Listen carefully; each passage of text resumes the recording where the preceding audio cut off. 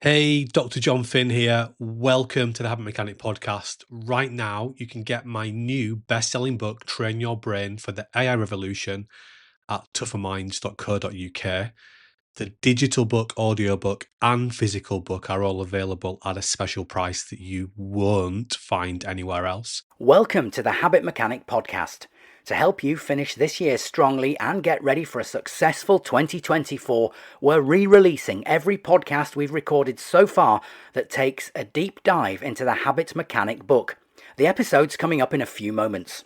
Remember, if you want to get your business off to a great start in January, get in touch to discuss how our Habit Mechanic keynotes or workshops can equip your people with practical skills that help them build super habits in 5 minutes. Or if you want to earn £100,000 per year working part-time by launching your own coaching business, we guarantee to help you do that in just 13 hours.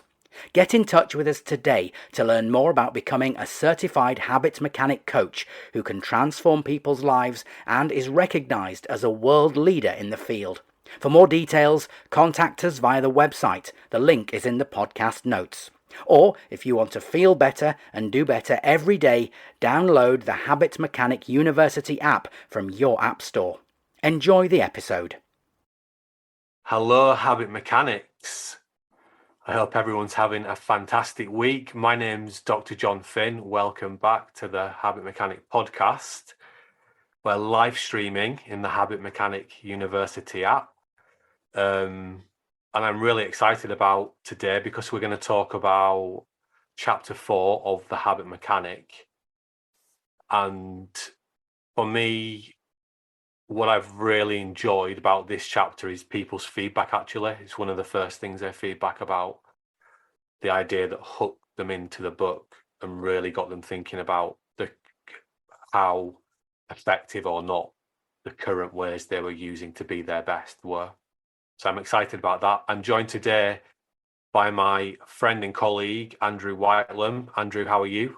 Yeah, hi there, John. Yeah, I'm great, thank you. I'm doing well. Hope you are too. And chapter 4 for me too is a really exciting chapter. Gets the juices flowing because it tells a fantastic, fascinating sporting story, a story of sporting accomplishment that's certainly very well known in Britain and pretty well known across the world as well. I'm sure we'll talk more about that, but it really is a story of amazing athletic achievement and really drills down into the nuts and bolts of how and why it happened. So I look forward to talking about that in just a few moments. And also on the podcast, we're going to be talking about something that's in the news in the last 10 days, certainly in the UK.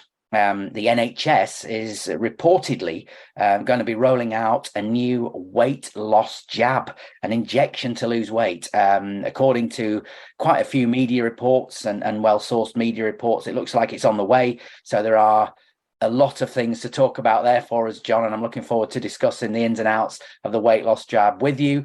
I will also be hearing a question at the end from people who've submitted questions to you, and keep the questions coming in via the website tougherminds.co.uk, and we will tackle those in every podcast. So yeah, it's going to be a good one for sure. Yeah, I think, John, let's dive right in. Chapter 4 in the Habit Mechanic book tells the story of a name that will perhaps be well recognized by a lot of people, Sir Roger Bannister, the man who broke the 4-minute mile record. This was a major milestone, if you'll pardon the pun, in sport and athletics in the 1950s. And Roger Bannister was the man to break the record. And you've used this achievement, John, and really explored the story of it to draw a fascinating parallel and take some great lessons from it. If you tell us more, please. Yeah, so obviously you can read the story in chapter 4. I distinctly remember how I came about this. I'd heard Bannister talk about his belief in the physiology. So he said he knew that physiologically it was possible to run a sub 4-minute mile. And I was walking, I distinctly remember it. I was walking to my office one day through the park. And I remember it just popped into my head, wouldn't it be great if Roger Bannister had actually done? I knew he was trying to be a medical doctor, which is where some of the confidence came from for the fact that human physiology, he felt, was capable of doing the sub 4 minute mile, of achieving the sub 4 minute mile. But I thought, wouldn't it be great if actually he'd done some research, if he was looking at that? And when I started, so I just thought, well, I'll Google that and see what comes up. And it turned out he was actually not only training to be a medical doctor at Oxford when he ran the sub 4 minute mile, he was also a research scholar at Oxford, and he was in the laboratories doing research on the role of oxygen in running.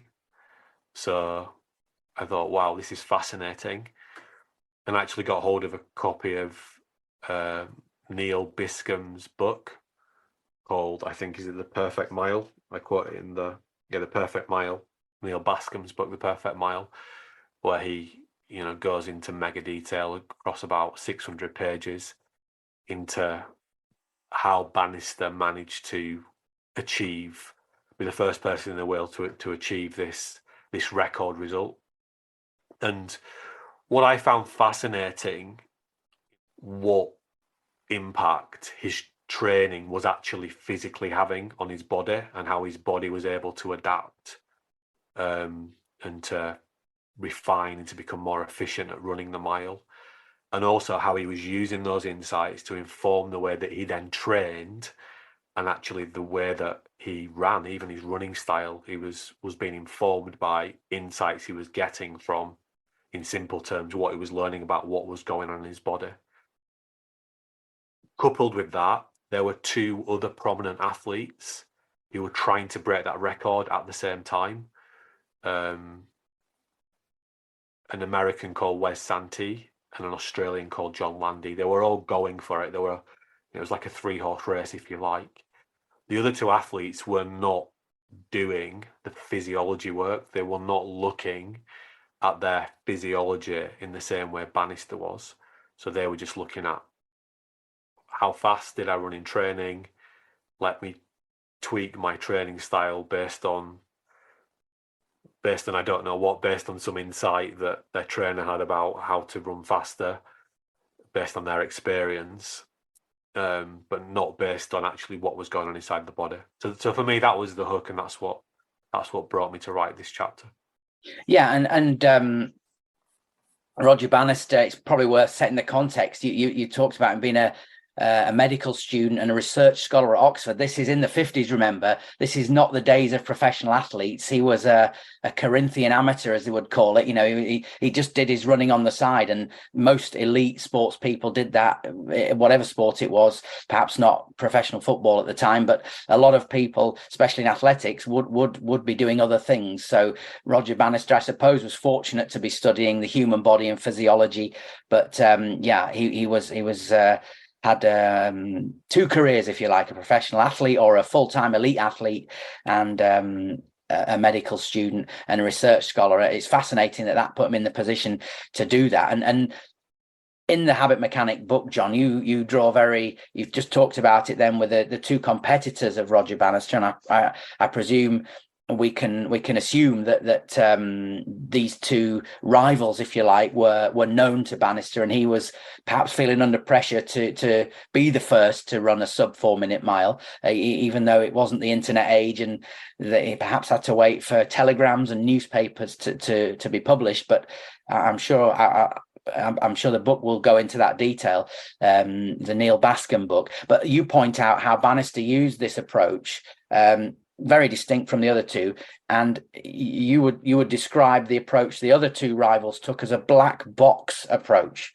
not looking in detail at the inputs and measuring those kind of things. Please do tell us more about that, because I think that's so important for people to understand the distinction. Yeah, and it's a term people are not familiar with in this context. I think we think of a black box as something you get in an aeroplane that records what goes on, but actually this term, in the way I'm using it, I first came across when I was studying my master's, and some academics that were doing research in the university I was working in, they'd published a few papers talking about black box theories.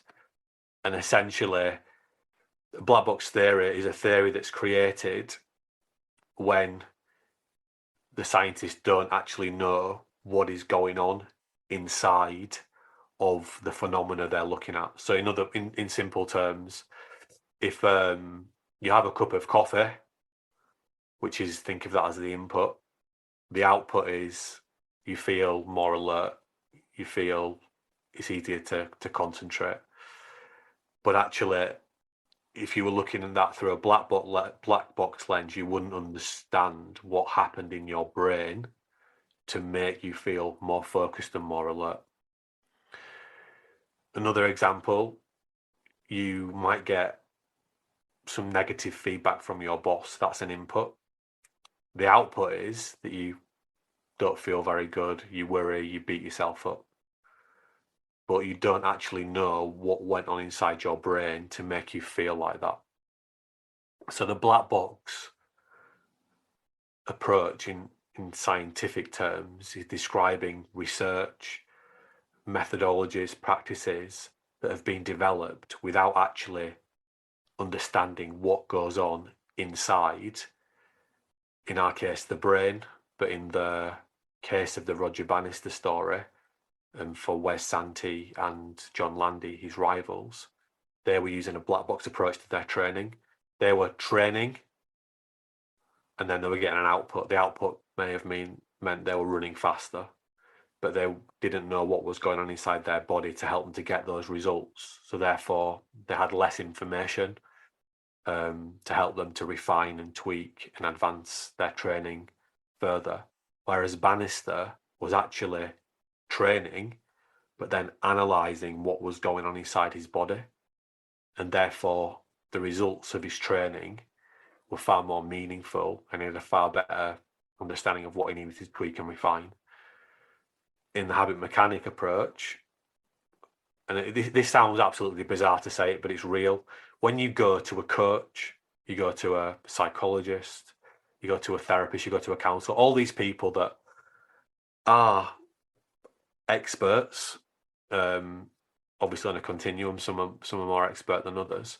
They're the people that you go to help you to think more effectively in simple terms. It might be to help you to supercharge your stress management or your motivation or your productivity or your confidence, or to become a better leader, etc. The advice they are giving you 99.9% of the time is based on black box theories, because most of their training and the theories they learned were created before we actually understood how brains worked. And the point, I think it's the 1950s when Bannister breaks this record. I think that the technologies Bannister was using to analyse what I call gas exchange and physiological peripheral indices, things like heart rate, etc. We were able to take those measurements from human beings, I think from about the 1930s, and that kind of research was ramped up into World War II. So we had this ability since about the 1930s to really look in quite a lot of detail at human physiology. We've only been able to look inside the human brain in real time, so in a meaningful way, for about 20-25 years. And we've spent, that the human brain is the most complex thing in the known universe. So you don't just look inside it and go, oh yeah, that's obvious how it all works, etc. We've had to make sense of that. So the vast majority of advice we're being given before the habit mechanic approach to help us to do better is based on black box theories. That means that it's never going to be anywhere near as powerful and as insightful as it can be. And it means that sometimes it's just going to get things wrong. One of the really simple ideas there is that certainly when I went to school, it was by the top experts in the world.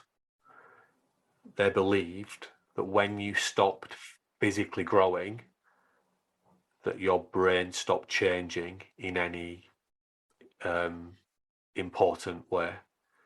So that basically when you stopped physically growing, what you had neurobiologically, your talents, you want to use that word, your skills, your abilities, your character traits were absolutely fixed and set. We now know that's nonsense. and our brain is changing all the time via a process called neuroplasticity. And in fact, that brains in males are not fully mature until we're about 25 years old. That means that the powerful prefrontal cortex sites, where our willpower lives, is not actually fully wired in men until we're about 25. For females, about 24. So, some of these things that we used to believe about the brain were just fundamentally flawed.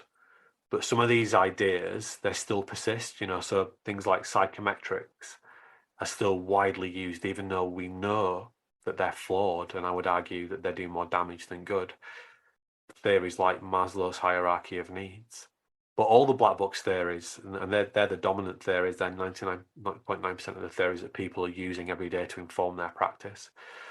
And that's also why when we go to experts, they believe that if they can get you to know what to do differently and maybe give you a few skills, that's going to help you to change your behavior. But brains don't run on knowing, they run on habits. So, yeah.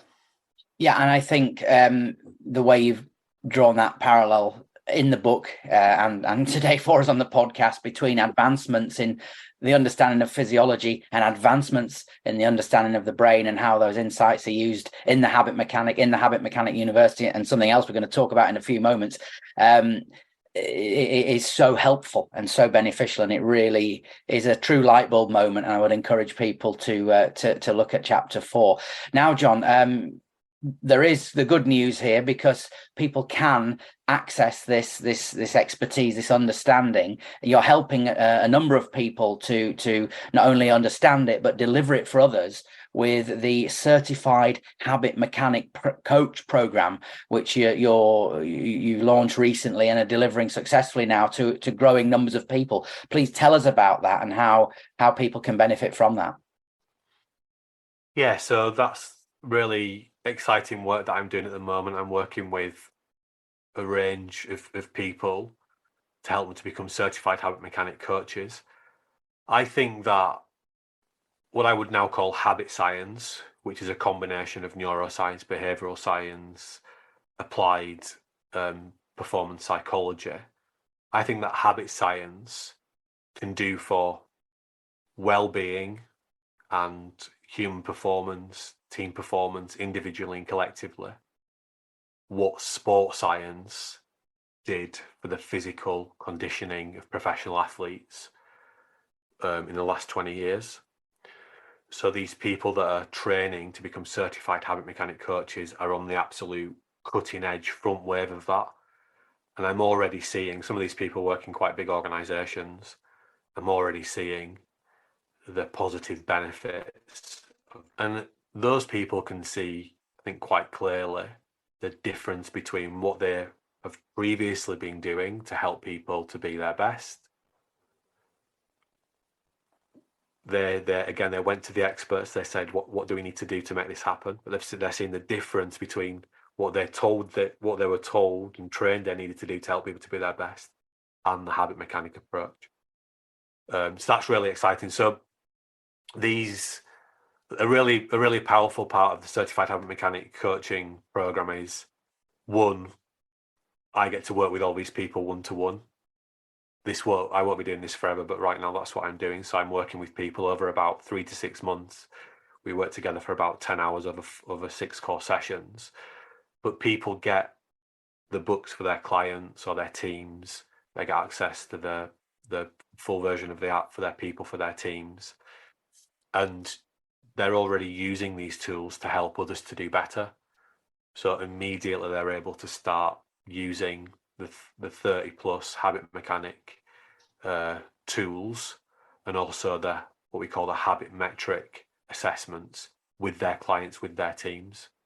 And already we're seeing the benefits of that.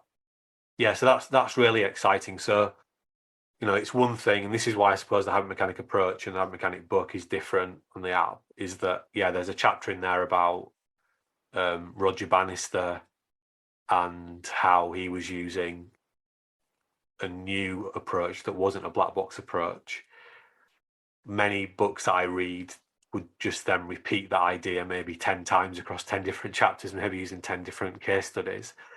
But what the habit mechanic approach is about is giving you the toolkit then to make that a reality in your own life, your clients' lives, your team's lives, etc. So that's really exciting. If anyone wants to become a certified habit mechanic coach, do get in touch and let's have a conversation. It's a selective process. We've not been able to work with everybody who's wanted to do it, but I'm happy to have a conversation with everyone, because if it's not the right time for you right now, or you don't have the skill set right now to be able to do it, then maybe it's something you could do in the future. So if you're interested, do reach out and let's have a conversation. And just to restate then, Jon, I think you mentioned it, the certified habit mechanic coach. This is for people who perhaps are coaches already or wanting to establish themselves as coaches, which is of course a growing part of society, but also for people in organizations and businesses too. This is something that will work for both those sectors, as it were. Yeah, so we're working across a continuum of with the military, within elite sport, within higher education, elite higher education. We're working with global businesses, so training people in the businesses. And then we're working with smaller businesses, so business owners who want to learn how to embed this into their business culture. And then people who are coaches, who've got their own coaching business. Coaches might be, very a particular profession, and they're now passionate about helping others to get good at what they were good at. Could be they were good at sales, for example, but they understand that actually to help other people, it's not just about giving them more knowledge and skills. They need to help them to build better habits. So yeah, it's across an entire range. And also some schools are starting to sign up to do this as well, to train some of their staff to become certified habit mechanic coaches. With Tougher Minds, we established our program first of all in elite sport, then we went into education and then into business. So we have the case studies and the toolkit, the specific language.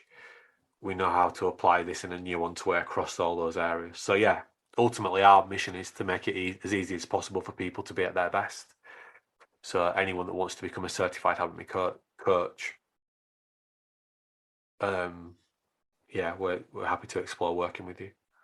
And people can contact you via tougherminds.co.uk, just to confirm, Jon, if they are interested in the certified habit mechanic coach program.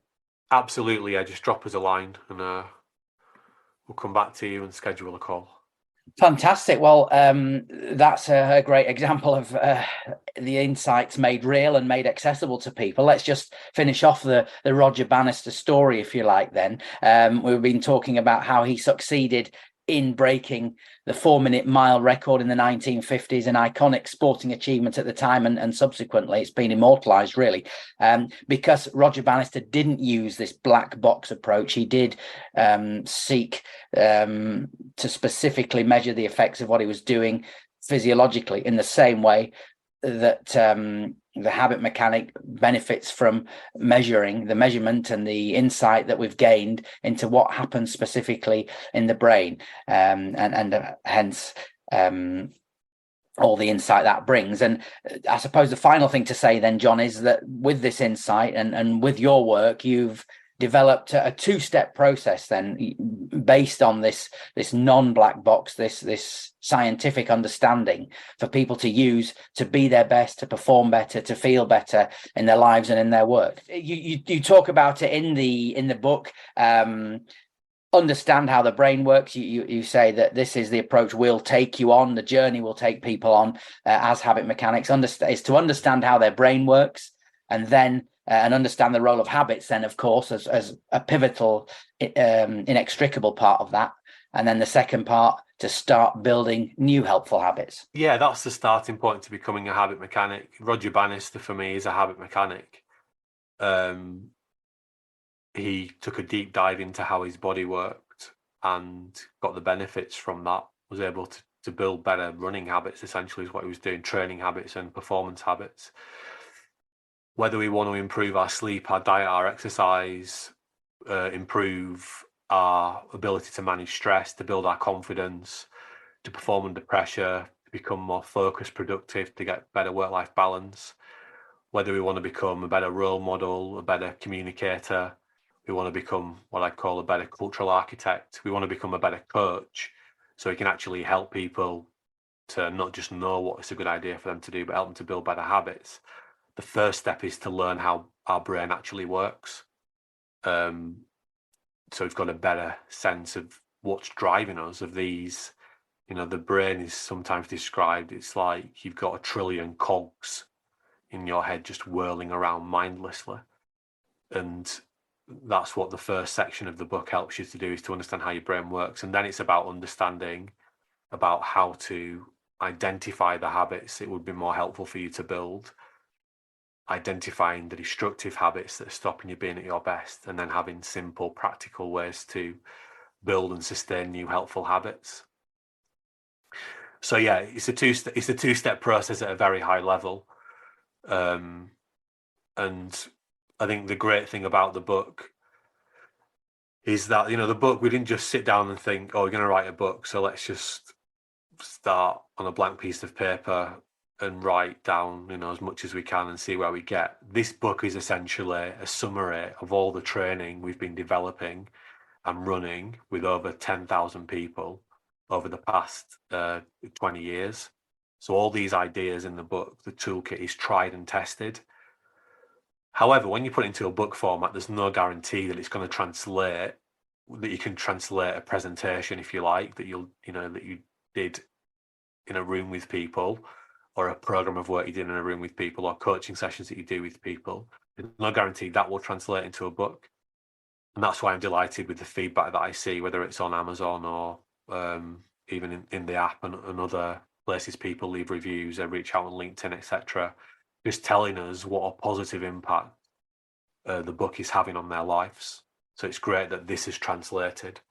And I think people that are getting the most benefits are actually coupling the book and the app, which are designed to be used together. And we can see that on a daily basis, people reporting in the app the work they're doing on themselves, that what we call personal research, in order to learn more about themselves and develop their habit mechanic intelligence, and the results they're getting as a consequence for that. And not only for themselves, they're actually able to help others as well. So that's really exciting. Yeah, and in the app as well. Of course, I think if people can see there on screen, there it's downloadable for free from the App Store and Google Play. A wealth of opportunity and resources in there, and also the chance to access the free audiobook version of the Habit Mechanic. And we'll come on to that later and talk about how specifically there are so many tools and so many opportunities to learn in that free audio book about specific challenges you might be facing, but worth pointing that out at this stage as well. It's free to download. Just finally then, John, on this the chapter 4 section of the podcast, as I say, we're going to go on to talk about some news we've had on the health front in the UK, but the fact that I think for me, the fact that you set out, as you say, it's far more to it than that, but you set out a 2-step process. That's part of the habit mechanic approach for me. There's the clarity, the simplicity in terms of setting out for people how to start and how to approach this. The accessibility you offer is something that's so beneficial. Why is that important, I suppose, is the question. And I think you've said already, it's been something that people have really taken to and found beneficial for them. I think understanding how your brain actually works is really empowering, but it's moving beyond, knowing about what different areas of the brain are called, etc. Moving beyond what some research papers might say about how your brain works, but understanding it in a really user-friendly way. Our life is dominated by stories, and often the story we've been told about ourselves how we think, why we think in that way, our ability or inability often to change, those stories are very limiting, and they add towards many of the stresses, strains, and challenges people are experiencing in their day-to-day lives. So actually understanding how your brain works and being able to articulate that to yourself in a simple story, whether it's willpower versus Hugh or the lighthouse brain model, or you can go into a bit more detail with the 8 brain if you want, that's really empowering for people, so that they've actually got a much better sense of what is going on inside, in between their ears, and that they are able to start making positive changes, and they can couple resisting that old urge to do the unhelpful thing, whether that's beating yourself up too much or getting distracted or eating the wrong type of food or communicating poorly to a colleague or staying up and watching the next episode on Netflix instead of getting to bed on time, that they can resist that. And also they can use the 9 action factors model to make it easier for them to start making longer lasting, sustainable changes. So I think that it's much easier for us to, we live, so I suppose professionally, I've operated in a space, in an industry, if you like, that's full of, I think the Americans would say, woo-woo, which means like, not sort of a bit of nonsense, basically. It's a bit of mumbo jumbo. And I think for a long time, because psychology has been so intangible and it has been based on these black box theories, that it has felt really intangible. Even if you wanted to go there, the information that was out there wasn't that robust. And when we actually bring brain science into it, and we couple that with habit science, and really start to understand that most of what we're doing most of the time is just mindless, subconscious, unconscious thinking and doing, but that we can start to proactively direct, manage, and in simple terms, reprogram our habits for the better. That's really exciting for people, because we do want to. I think the driving, the driver for most people is they do want to feel better. They do want to do better. They do want to look better in front of important people in their lives, and learning that we have far more control over what we think and do than we've previously had before. And actually the stuff we might have tried before wasn't actually based on great science, and that's why we might not have been able to have made the positive change we would have liked. It's exciting. And then people very quickly, from chapter 1, for example, in the habit mechanic, they complete that T plan and they get a little bit of progress, a little bit of momentum, and then that drives you on to the next thing. So yeah, I think a combination of all those reasons is why people understanding how their brain works and then having some simple practical things to do to start making change is so important. Well, thank you for that, Jon, and thank you for taking us through chapter 4 in that detail and that depth, and drilling down into some of the stories that you tell there. And let's hope everyone can experience the type of success with feeling better and doing better that Roger Bannister experienced in his athletic endeavours. That would be hopefully a record-breaking achievement if it could happen in great numbers. We're going to go on then to talk about some fairly major health news and some well-being news that broke in the UK in the last 10 days or so, and the implications and the issues around that. But before we go on to that, Johnny, I know you've been out and about with your work and training people. One of your recent stops was at St George's Park, the home of the English Football Association. I understand you gave one of the first Tougher Minds talks to an audience there. That keynote service you offer now is in full swing. Just tell us a little bit more about that briefly. And I'd like to ask you about how people can really benefit from the keynotes. But again, that's something you've just started recently. Yeah, so we've reactivated our what we call Tougher Minds talks. obviously, the world was turned on its head over the last 3 years or so, and it's great to get out there again and look into people's eyes in real time. But we've redesigned the Tougher Minds talks with the goal to make that hour, 90 minutes, however long it is, have the best possible chance of actually helping people to start building new helpful habits.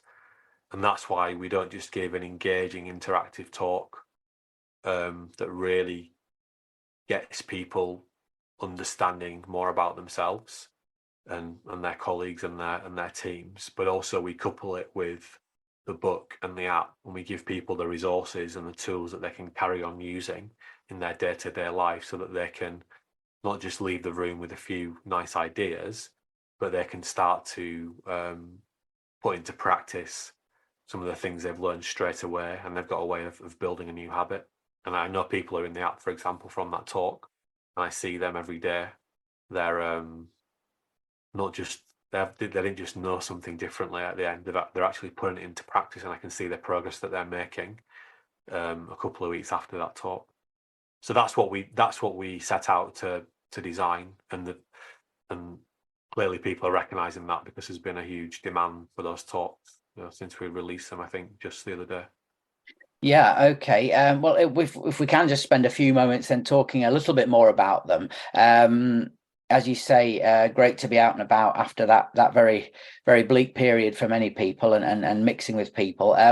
One of the first things that people take away then from a Tougher Minds talk is feeling happier, more focused, and with an ability to working towards fulfilling their potential. Tell us a bit more about that, Jon. Yeah, I think again it helps people to understand how their brain actually works, the fact that brains are driving organizations and teams and the individuals in the organizations, but that brains run on habits. So one of the things we do in the keynote is we show people how to analyze their habits using our habit metrics, and straight away that gives you a better understanding of yourself, but also you've got the toolkit then to start working on any area that you want to work on. So whether it's sleep diet, exercise, managing stress, building confidence, performing under pressure, being more focused, productive, managing your work-life balance better, being a better leader, being a better team member. So you could use our 5-stage team power model, use our action communicator tools, our role model tools, use our SWOT coach tools, use our cultural architect tools. So straight away, we're getting people not just knowing some more stuff, but analysing themselves in a tried and tested way, and then showing them which tools they can begin using. So yeah, it's as immediate benefits as you're going to get from this type of approach. And these tools will enable people, as I understand it, then to start improving things in their lives, have more control over their lives, improving all sorts of things like well-being, how they feel about themselves, their performance, perhaps under pressure, and their leadership skills too. And critically, I think, Jon, you guiding people to start identifying the habits that are unhelpful or destructive habits, as you call them, and their helpful habits, or the super habits, as you name them.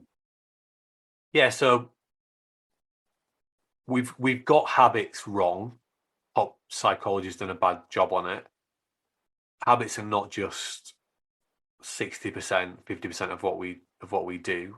They're at least 98% of what we're thinking and doing right now, and sometimes it's up to 100%. And we often only think of habits as good habits.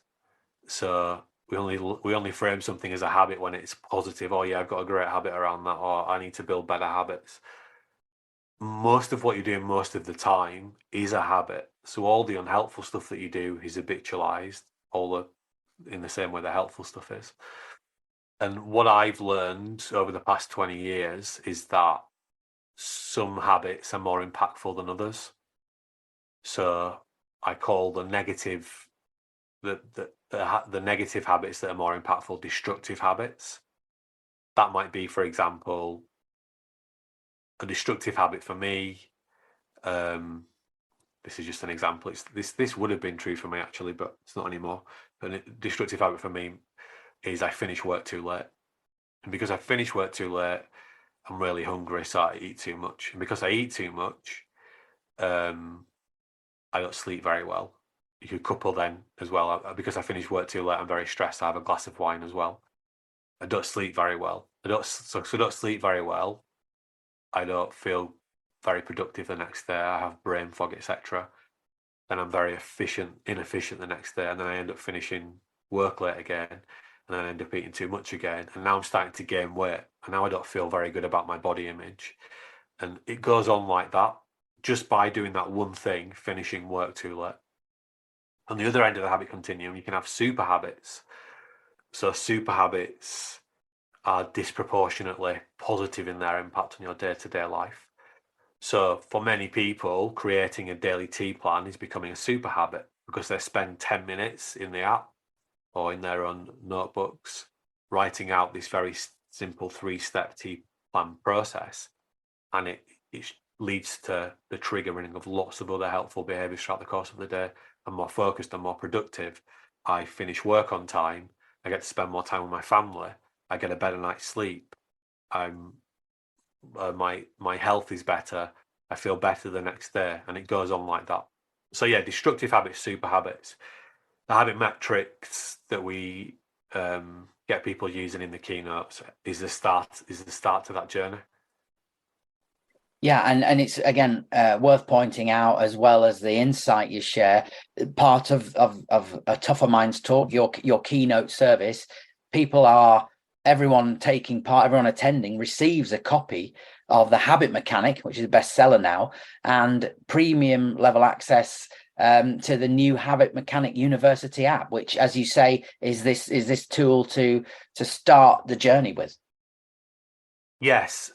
So you don't just leave the room with a few notes and a few ideas. You get the manual and the toolkit, not just as a static book, but that's really important as well if you don't want to be online, but also you get the coach in your pocket, the Habit Mechanic University app, which is a faster, more reliable way to be at your best.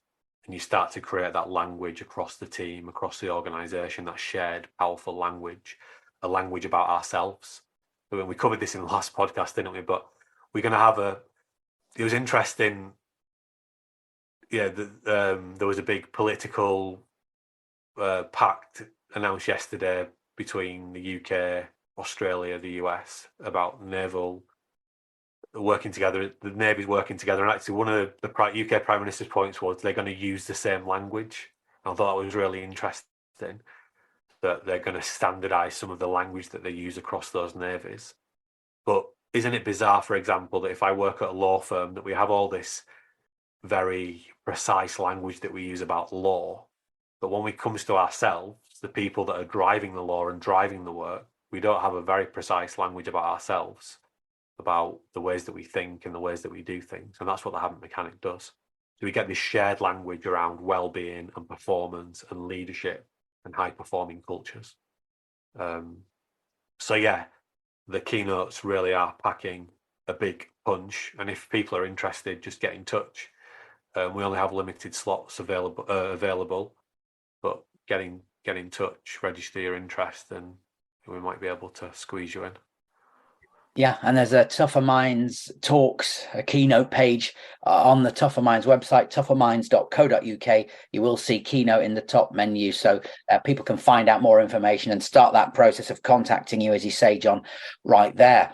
Well, something else that was in the news, not yesterday, with, as you say, the news of the new defence pact between Australia, the US and the UK. But prior to that was news of a weight loss jab. One article in the Daily Telegraph talked about the NHS rolling out a new weight loss jab, which, as it described it, could suppress your appetite and then hence bring about weight loss. And it was described in the Telegraph as part of a productivity drive to improve people's productivity, self-evidently, but also to do things like perhaps reduce the burden on the state when it comes to disability benefits, that kind of thing. Nothing massively official that I've seen, certainly out and about, but certainly loads of coverage of this weight loss jab in terms of its development by the pharmaceutical industry and its purpose. If it is a productivity drive, that's something, Jon, you know a lot about. What do you make of it? What's your initial reaction to this news? Yeah, I think that we need to be careful not to get carried away about the impact that an appetite suppressant or suppressor is going to have. So not feeling as hungry as you might otherwise feel is probably going to mean you're going to eat less. And that's as far as we can sort of make claims about what it's going to do. If you eat less, you might lose weight. It depends. Maybe previously you were exercising quite a bit, but also eating quite a lot. But then maybe you eat less, but then you stop exercising. We know that effect already with things like smartwatches and smartphones. And I can't think of the actual name of the effect, but it's been observed quite a few times where essentially you overestimate the calorie burn of your exercise because now you can see it on your wrist, and therefore you end up eating more calories than you're burning. So you think, well, I walked to the office and I burned 250 calories. Fantastic. I can now have a double chocolate chip donut without recognizing that there are nearly 700 calories in the chocolate chip donut that you've just had. Is it the licensing effect, Jon? I think you warned me about it once when I said to you that I'd walked up from the station so I could have one of those donuts that you described. Yes, it's a licensing effect I do write about in chapter 18. So yeah, so we have to be aware. So if it suppresses appetite, that's what you're going to eat less. But I think where we often get lost with diet or we're misdirected is that we're always thinking about diet in relation to body image. How fat or thin are you? But for me, the first thing to think about with diet is brain function. This thing that we've spoken about a lot in this episode and we'll continue to do so in others, but your brain is encased inside your skull. You can't see it. We're not all that aware of it, but it's there and it's driving everything that we're doing. And we now know, for example, that a lot of the processed foods that we have access to, and even what we call them micro-processed foods, they can't even get into your brain. They can't pass what we call the blood-brain barrier, because our body doesn't know what these new things are that we're putting into our body. We've been around for over 300,000 years, and our body is designed to eat natural food, essentially. So I think we need to think about brain health first and foremost when we're thinking about what are we putting into our mouths. Is it going to actually help your brain to work better? Yeah, and I think that's a very interesting perspective on it, Jon, which I'm sure a tiny minority of people, I think we're fairly safe to say, that would have considered. It's certainly something I never considered before I started working with you. Food as fuel for your brain, not just your body, and arguably that's the first thing you should think about. I think it's pretty clear. You make that excellent point then that reducing your appetite might have this disadvantageous side effect then of limiting your intake of beneficial foods. I think that's what the broader point is, and it's something worth considering. But again, just going back to the broader coverage of this weight loss jab, this so-called weight loss jab, if it is about improving productivity and making people or helping people to improve themselves, I guess you would say then that yes, okay, you can have a jab if you want. It might be part of a whole suite of measures you take or actions you take, but what the habit mechanic does is lay out a pathway for people to embark on and start making positive changes without having to take new medicines and new substances. And of course, nobody's saying that medical advancement should be dismissed, and it's important to consider. But people can just start this in their own right by using the simple and practical tools in the habit mechanic. Yeah, so I would, if you want to start working on better diet and also sleep and exercise, that for me they're all coupled together, and they are doing those three things well is the foundation of good brain health. I'd start with chapter 19 in the book. You can listen to that for free, absolutely free, in the Habit Mechanic University app. Chapter 19. In chapter 19, we really take a deep dive into the knowledge and the skills around why do we need to eat well? How do different foods impact brain function? We do the same for sleep. We do the same for exercise. We then talk about some simple practical skills you can use to improve all those three areas. But then we introduce what we call the DES swap tool. So DES is our acronym for diet, exercise, and sleep. SWAP stands for self-watch, aim, plan. It's our most basic change cycle. So we have a tool that's in the book.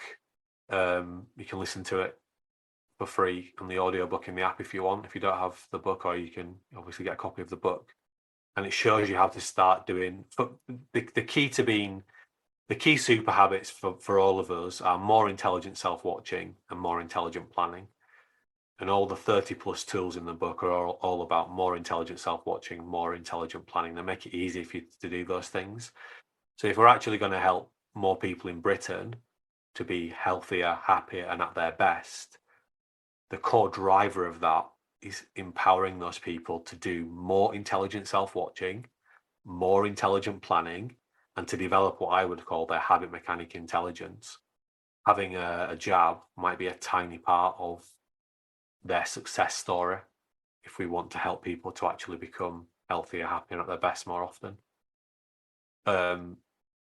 So yeah, you can start to do more intelligent self-watching, more intelligent planning around your sleep, your diet, your exercise by starting with chapter 19. But you can do exactly the same thing for your stress management, for your confidence, for your productivity, focus, work-life balance, for performing under pressure, for your leadership, so your communication skills, your ability to be a role model, your ability to coach and help others, your ability to be a cultural architect, your ability to build a great culture in a team or an organization. All those tools are in the book, because ultimately, if we're going to make successful change, we need to focus on building better habits. And again, it's better habits first and foremost around more intelligent self-watching and more intelligent planning. So that would be my advice to people that really want to make sustainable change.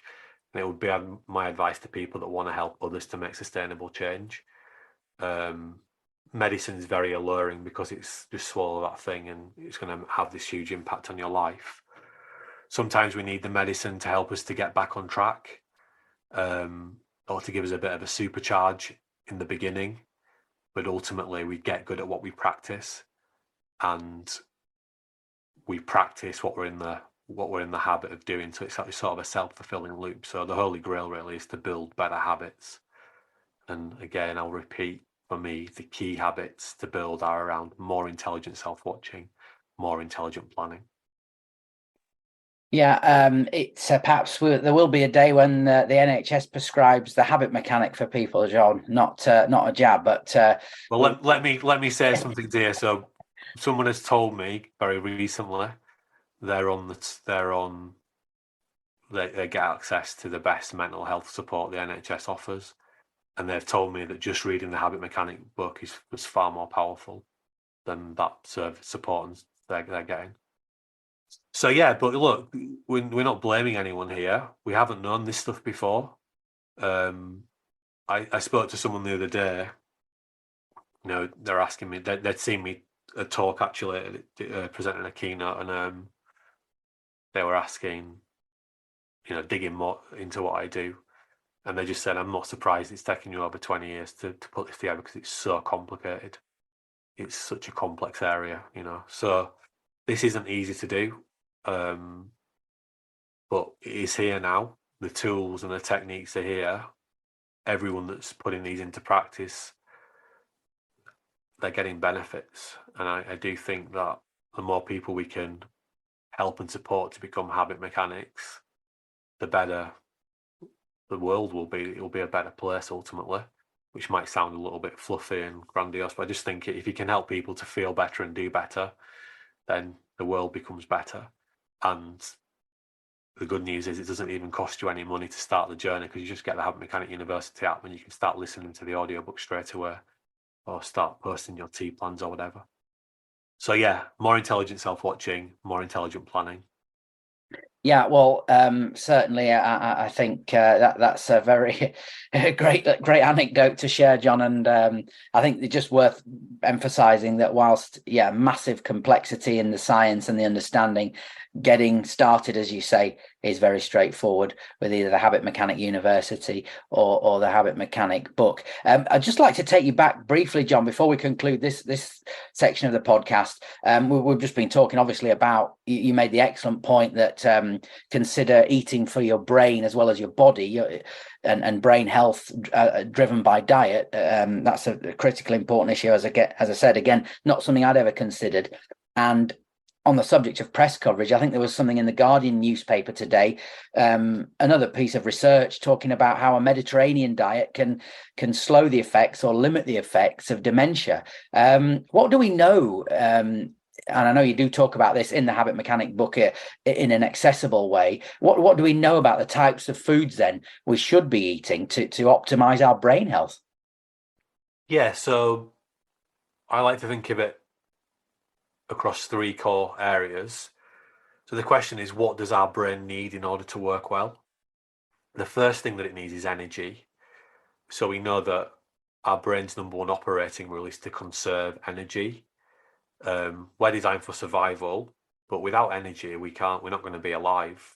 So it's like if your car doesn't have any petrol in it, it can't go anywhere. So our brain needs energy, and its primary source of energy is glucose. Our brain uses a surprising amount of our glucose intake. I can't remember the exact figures. It might be 40 or 50% or even higher than that of glucose. So because it's working and whirling all the time, those trillion-ish cogs that are turning. So to cut to the chase, the best sort of fuel we can put into our bodies are complex carbohydrates, because they give a slow release of glucose into our brain. So I think we typically would think of things like whole wheat or brown bread, rice, pasta, but there are other sources that you can get complex carbs from as well, which you can see lists of those in chapter 19. So our brain needs energy.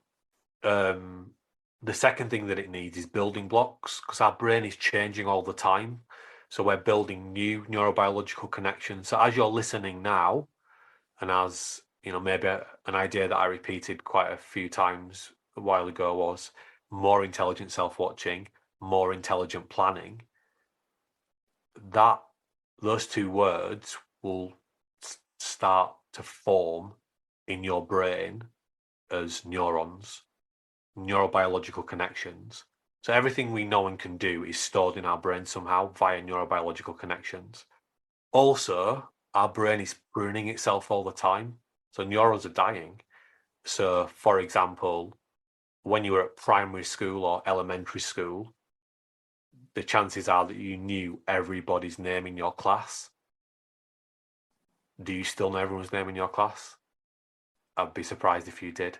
That means that the neurons that you developed for remembering and learning those names have died away. They've been pruned because you don't use them anymore. But essentially, we need to make sure that we're putting foods into our body that our brain can use as building blocks.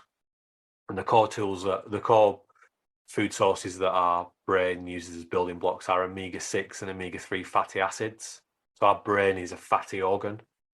And typically in a Western diet, the fatty acid group that we don't get enough of is omega-3 fatty acids. Again, if you look in chapter 19, you can see a list of the different food sources that you can get omega-3 fatty acids from, a surprising range of food sources. And then third, so we've got energy, we've got building blocks. Third, we need to give our brain nutrition to allow it to cleanse and clean itself out. And we get that through antioxidants. So, through the course of a day, we've got lots of hormones and neurotransmitters that are building up in our brain when we get these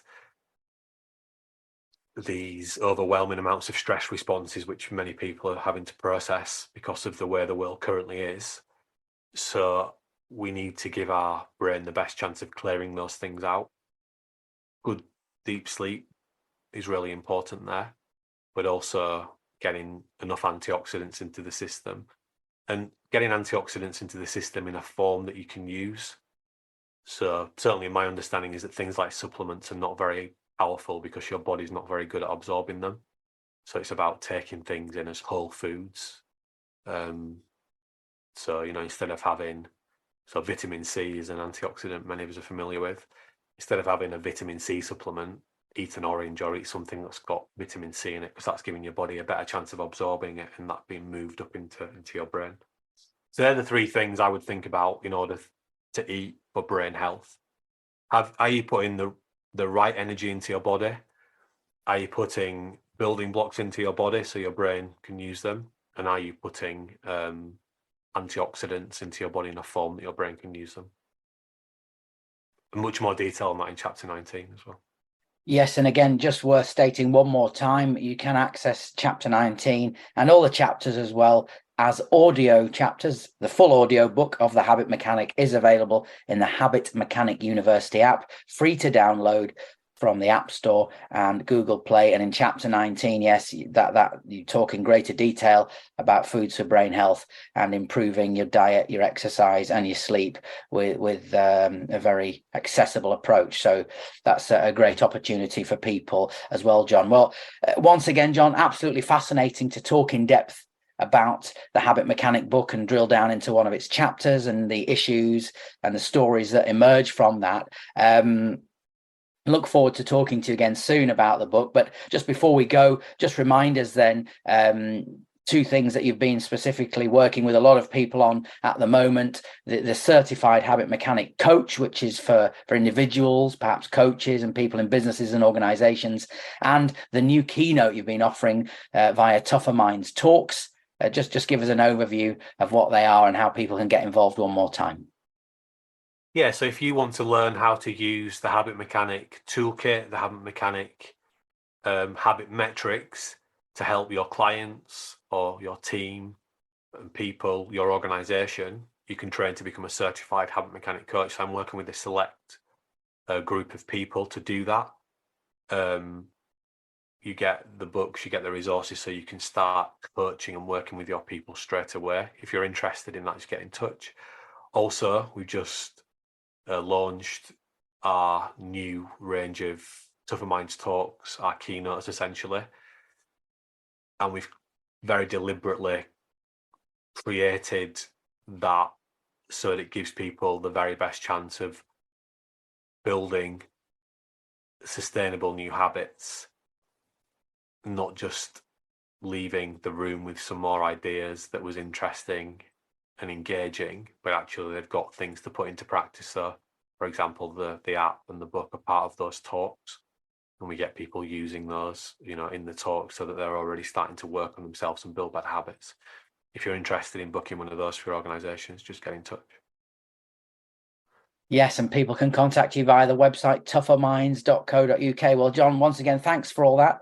Did we have a question, Andrew? We did. Sorry, John. Yes, of course. Yeah, I had my piece of paper covered up on my desk. Let me just do that. Thanks for reminding me. Yeah, please do submit your questions to us and let us know if you want us to talk about anything specific, again, the website is a place to do that, tougherminds.co.uk via the contact section. But we do have a question this week from an Azza, and this does touch then, I think, on the certified habit mechanic coach offer that you were just talking about, and this coach, this person, I'm not sure they are a coach, but they ask, my team are having problems working across projects efficiently. My understanding is that they're generally feeling overwhelmed. How would you reply to Azza, John? Yeah, so I think it's a great question. It's something many people are struggling with. So if we're feeling overwhelmed, the first thing is that our brains are probably not working very well. So we have to go back to the good sleep, the good diet, the good exercise. The only people that can manage that are the team members. And actually just throwing ahead to March 21st, where we've got a free webinar which focuses on improving team performance using our 5-step blueprint. So we're going to share our 5-step team power model. The first step is what we call me power conditioning. So if you want to have a really effective, high-performing team, we need everyone on the team to deliberately be working towards being at their best. We know the first question in the T plan, for example, is how well did I do my best to be at my best? Because that's the starting point for feeling better, for doing better, for being at your best. So I'd be interested to see, how proactive team members are being and looking after themselves. And I think what I would also do if I was I would use the 5-stage team power model, and I would get the team to assess itself across the 5 areas. You can actually learn more about the 5-stage team power model in chapter 28 of the book. And there actually is a self-assessment in there that you could use, so that you can start educating and making it clear about what it takes to be a really good team member, and actually what it takes to be a really good team. And we start assessing ourselves across those 5 areas. And then we can keep coming back to those ideas periodically to see how we're progressing and we're developing. Because I think that most of the people